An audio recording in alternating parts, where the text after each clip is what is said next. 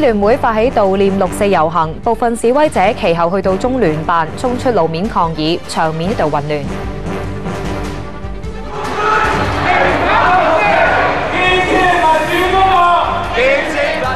喺遊行期間，有示威者同警員發生口角，又包圍警車。中日韓領導人會議，總理溫家寶話當務之急係妥善處理天安號事件，避免發生衝突。大家好，歡迎收睇呢條新聞詳細內容。支聯會舉辦遊行悼念6·421週年，大會估計有2500人參與，而警方表示離開維園嘅時候唔夠800人。遊行結束之後，部分示威者遊行去到中聯辦，期間同警方發生衝突。陳偉利報道。一班年輕示威者沿住德輔道西去到中聯辦附近，然後被警方攔截。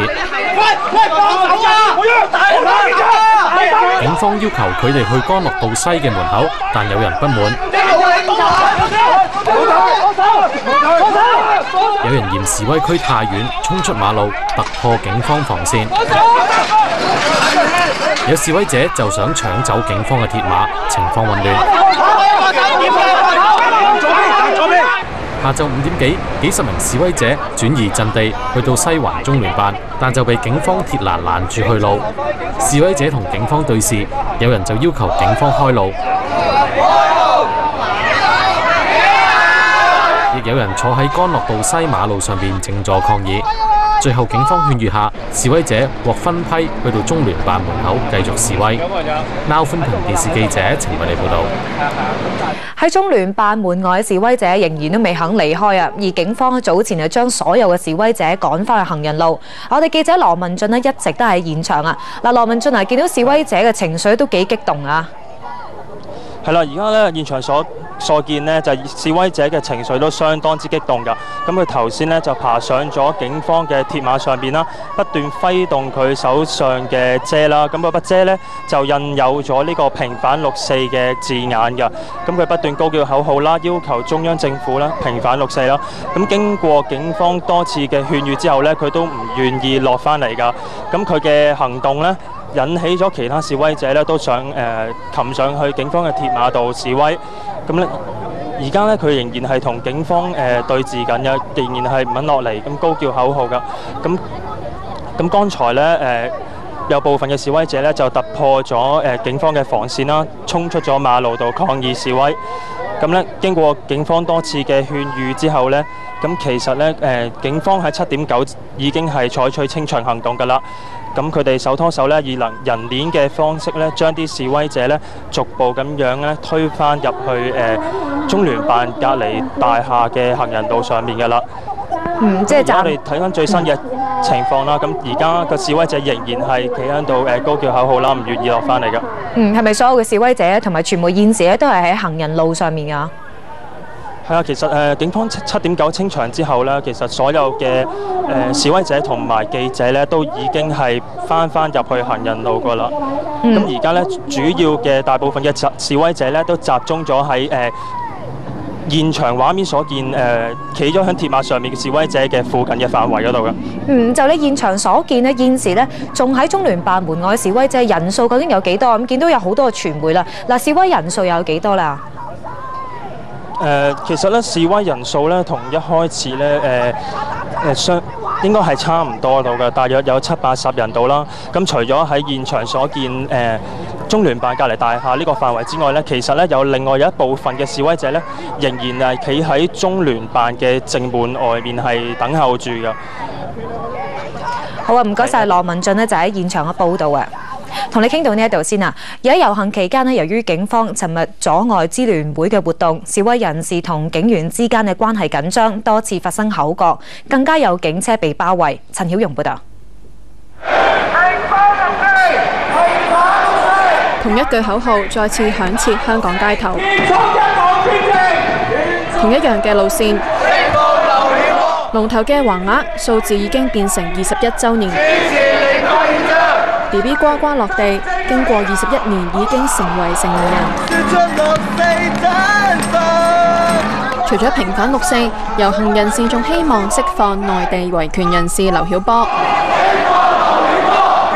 薪火相傳仍然係遊行嘅主題。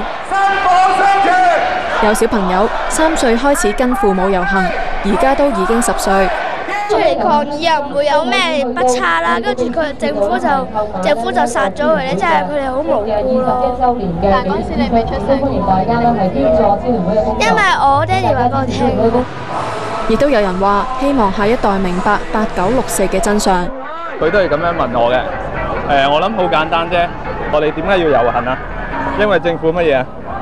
政府殺咗好多人，聽唔到啊？要政府好殺人。哦，原來係咁，同埋要佢點啊？要認錯㗎。薪火相傳要靠長者身體力行。就快80歲嘅容婆婆每年都會出席悼念6、4嘅活動。佢話無論天氣幾差，都一樣會嚟。哎呀，咁死咗咁多人，唔心痛嘅咩？心痛㗎嘛！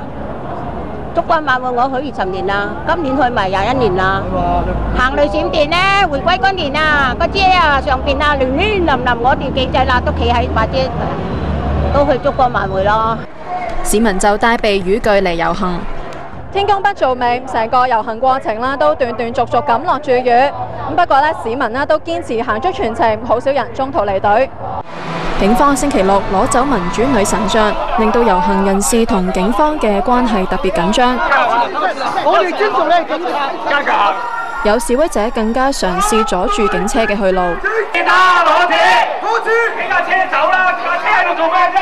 整架打車嚟啊嘛佢！部分示威人士不滿警方安排，同警員對罵。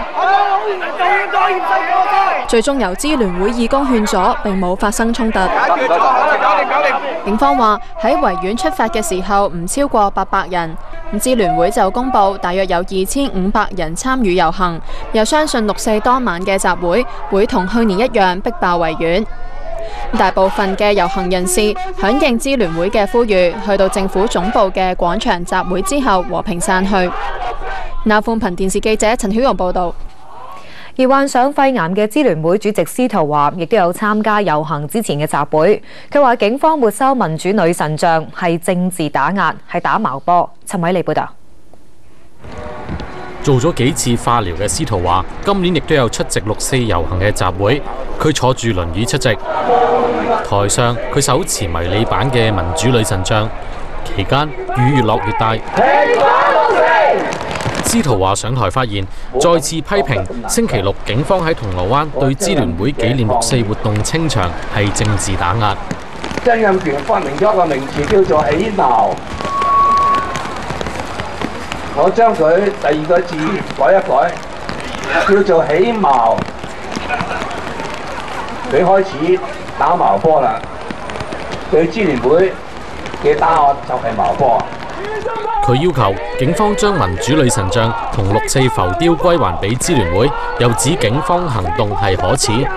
既然覺得可恥呢2個字難聽，就唔好做可恥嘅事幹。